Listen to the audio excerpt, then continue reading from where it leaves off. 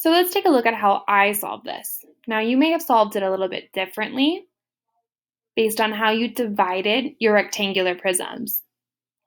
Now when I looked at this, I naturally saw a rectangular prism on the left and then one on the right. You could have also drawn a line this way and seen one on the bottom and one on the top. However, I split it down 1 and 1. So let's take a look at how I found the volume of this rectangular prism. I labeled this first one on the left A. So I knew that it was going to be the volume of A is equal to length times width times height of rectangle A. Let's take a look. The whole length of the overall rectangle, irregular rectangular prism is 6. But if I look over here, the length of just A is 3. My width is 9. And I see that my height is also 3.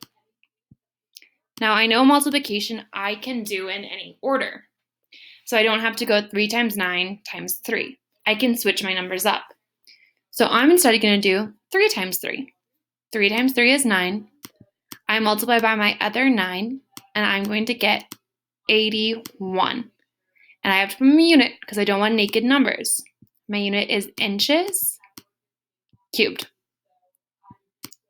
So that's the volume of my rectangle A. Now let's take a look at rectangle B. Rectangle B, once again, is the length times width times height of rectangle B. In our picture, I can see that 3 is its length, which makes sense because the entire length is 6. And if the length of A is 3 and the length of B is 3, that makes 6. I know my height is 9. And my width is 9. I apologize, 5th grade. My width is 9. My height is 6. So now I'm going to multiply.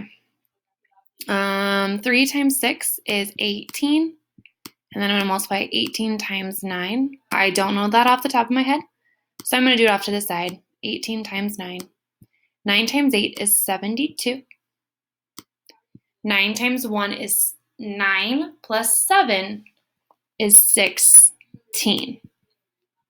So my overall volume is 162, again, unit, inches cubed for volume of rectangle B. And then my overall volume is the addition of both A and B. So I'm going to add together 81 plus the volume of B was 162. I add easier when it's on top of each other. 2 plus 1 is 3. 8 plus 6 is 14. And 1 plus 1 is 2.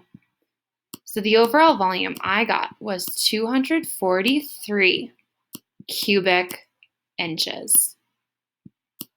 Double check your work. What questions do we still have? The math sometimes gets hard when the numbers get larger.